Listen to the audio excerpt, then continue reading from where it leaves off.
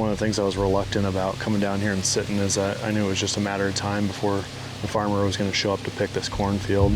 It looks like they're starting in on this corn to our south. I don't know that we're going to have a lot of activity in our clover plot here. You're good. Matt. You ready, Greg? Matt.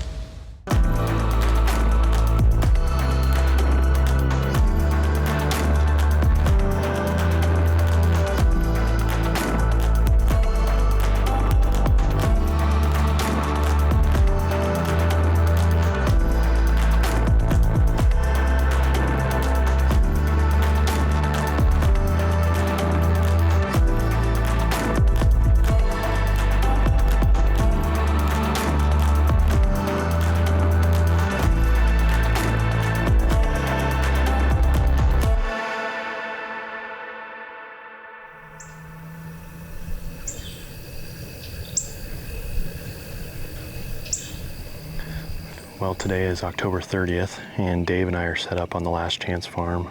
We just did a hanging hunt, but I wanted to recap the last week that we've had of hunting because it has been an eventful one. We haven't had a ton of sits that we've gotten, but the ones that we have been enjoyable. We did a morning sit at the rope scrape set, and that was the first morning set of the year for Dave and I, and it was a cold, crisp morning. Saw some movement really early, so that was a fun hunt to get the first initial morning set done of the year and to really kick that off, because here in the coming weeks we're going to really be diving in and doing a lot of morning sets and even just all-day sets. But then we've had really tough conditions. It's been hot, humid, warm conditions. Definitely unseasonal weather that we've had here in southern Iowa. So everyone's been looking forward to these, cold fronts that we finally have coming the next couple days. But then just a few days ago, we did have an encounter with that target buck that I call Squash.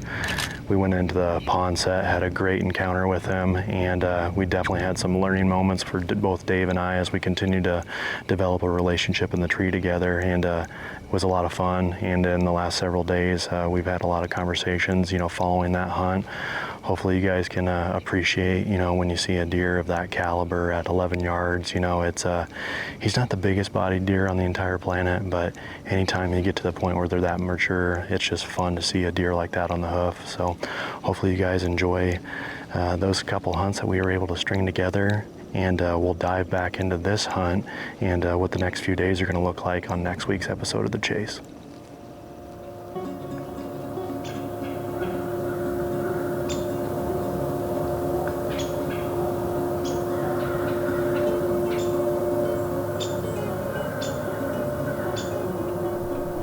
Good morning. It is October 26th, and we are set up down at Area 52. Dave and I got down here plenty early this morning, and we're set up in that spot that I call the rope scrape set. There's a deer behind you.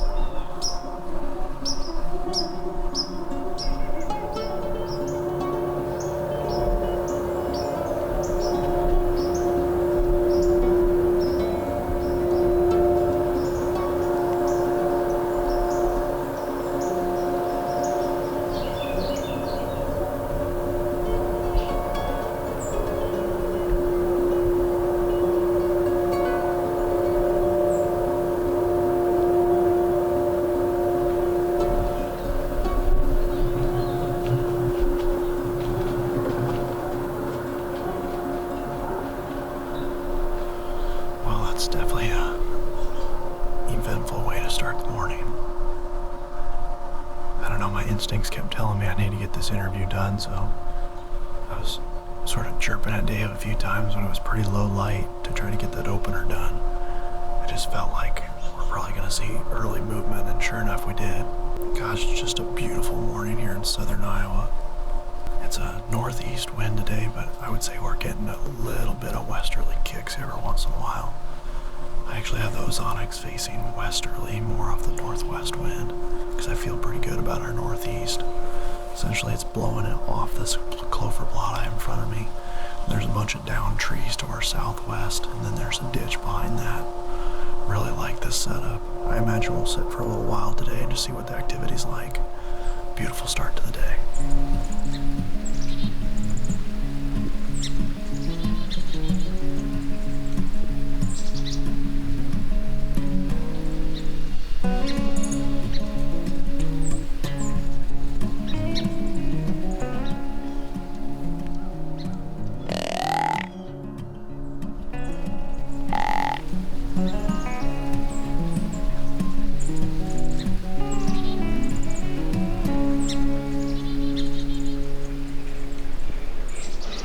We are right at 9 o'clock right now, and I would say that we're probably going to pull the pin here shortly.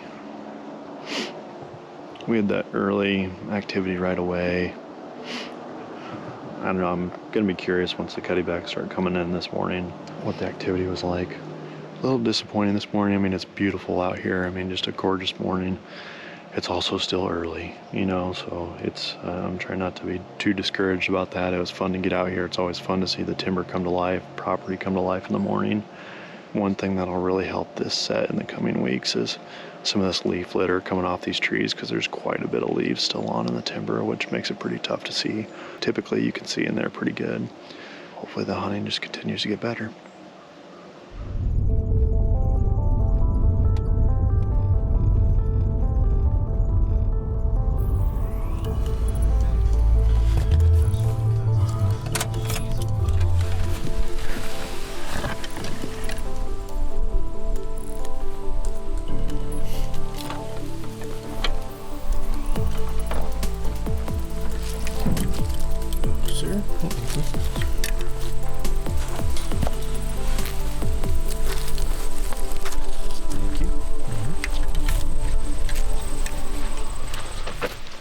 October 27th, Sunday. Coming into one of my favorite weeks of the entire season. I always tell people that I know everyone loves that time, you know, plus or minus a few days around November 7th, but I love this last week or last part of October. You know, the rut's not crazy underway yet where you have bucks that just disappear. You know, they're still somewhat patternable, which is what we're going in and hunting tonight. Squash has been on a somewhat regular pattern where he's been hitting this scrape on the pond and coming through this same area, kind of checking the same line of scrapes. So hopefully he continues to do that for at least one more day. But with how active he's being on the farm, we're going to continue to have encounters with him. We have a southerly wind right now. Sets up really well for the pond, so we'll get tucked in there. Beautiful spot on the farm. I've said it before, I think it's becoming an iconic spot on the farm, so hopefully we can really put a staple on that tonight.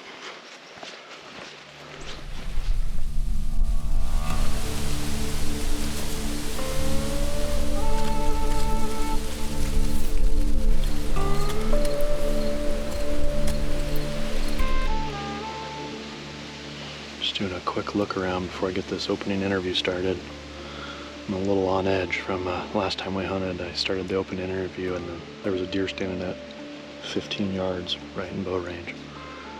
But we are officially set up, and I would go on the record and say that this was the smoothest setup we've had so far this season. Dave and I would just had our A game today, and it helps that we've hunted this tree a few times too, so we're starting to get that figured out. And I just love this setup. I know I say that every single time I'm in here, but I would say that tonight's a high anticipation hunt. I just feel fairly confident we're going to see squash. It's just whether or not he's going to be in bow range, and it's going to be with some legal shooting light left. These warmer temperatures, it seems like everything's still right on the edge, whether or not they're going to make it before legal or not. And it almost feels like we're almost a few weeks, you know, behind as far as that goes. And what I mean by that is a lot of times those October 15th hunts, you're like just hunting that last 10-15 minutes, where it seems with this warmer temperatures that we've had here recently, even though we're right at the end of October, we're still hunting just that last 10 or 15 minutes. But like I said, high anticipation hunt. I feel like we're going to see him. Hopefully there's enough light.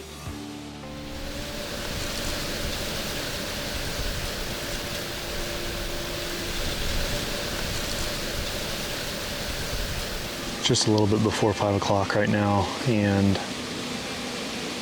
sort of have an unfortunate update, and it's one that unfortunately I foreshadowed it last time we hunted out here. I kept saying that one of the things I was reluctant about coming down here and sitting is that I knew it was just a matter of time before the farmer was going to show up to pick this cornfield, and unfortunately the farmer showed up to pick the cornfield.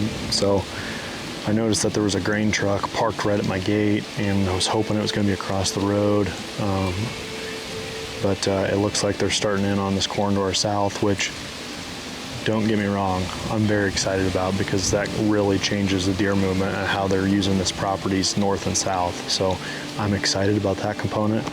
I think it has, we're gonna find out here probably pretty shortly how he's gonna pick this field, and whether or not we need to get down and find somewhere else to be. If he picks it a certain way, I mean, he could end up hugging a long ways away from us and it won't affect our hunt whatsoever. But if he starts doing up and down this fence row right to our south, I don't know that we're gonna have a lot of activity in our clover plot here.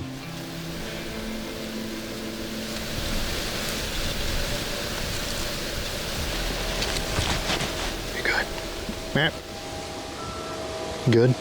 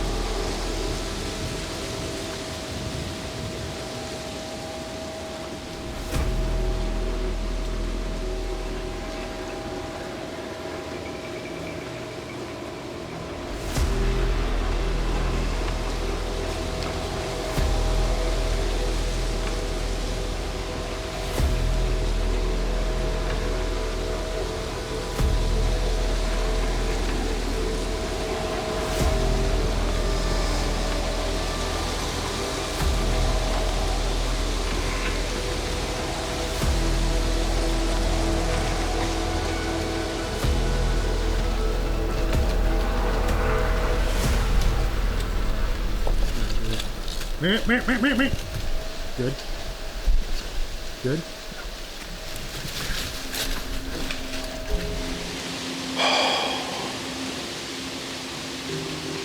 Well, that's a tough one. He had to be bedded pretty close to where we're at. But Dave said that there's a deer 15 yards, or originally he just said there's a deer. And I was like looking out in the field, trying to figure out where he's at. And sure enough, it's squash. And I mean, shoot, he was 15, 20 yards, and was able to get him stopped right out in front of us, but he turned right away to face that grunt. And I mean, shoot, he's at like, I don't know, probably less than 10 yards right in front of us. He was trying to figure out where that grunt came from, and I was able to get him stopped again, but it just, camera saved him. That's a tough one. That's the deer we came in here after. I just felt like we were gonna see him tonight. I was feeling pretty down on it about this farmer being over here and stuff, but that's a tough one.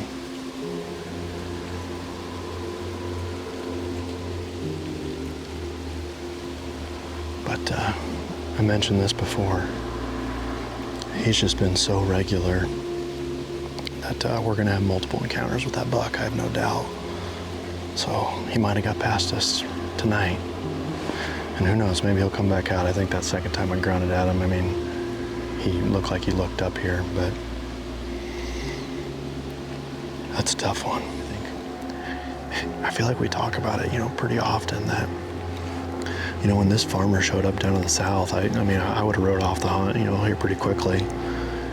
That it's just not gonna happen, but it always just seems like these deer just have a sixth sense for something like that. The hunt where you leave your grunt tube sitting on your couch at home, or you forget your release back at your vehicle and you have to run back and get it, type of thing.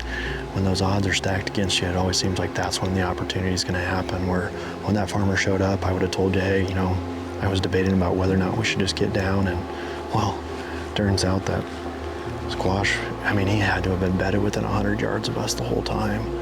It's crazy because he essentially came directly downwind where we're blowing our scent right now. I mean, from that ditch. And granted, he could have been a little bit farther northeast where he wasn't catching it. We have our ozonics blowing right down into that creek, so maybe it's a testament to that too. But this was a circumstance where he was there the whole time, came right in, and didn't matter everything that's going on down south. So, well, we're gonna find out here in a second what this farmer's gonna do, because he's rolling in here, but we'll give an update before we decide what we're gonna do. Beautiful night down Area 52, no doubt about it.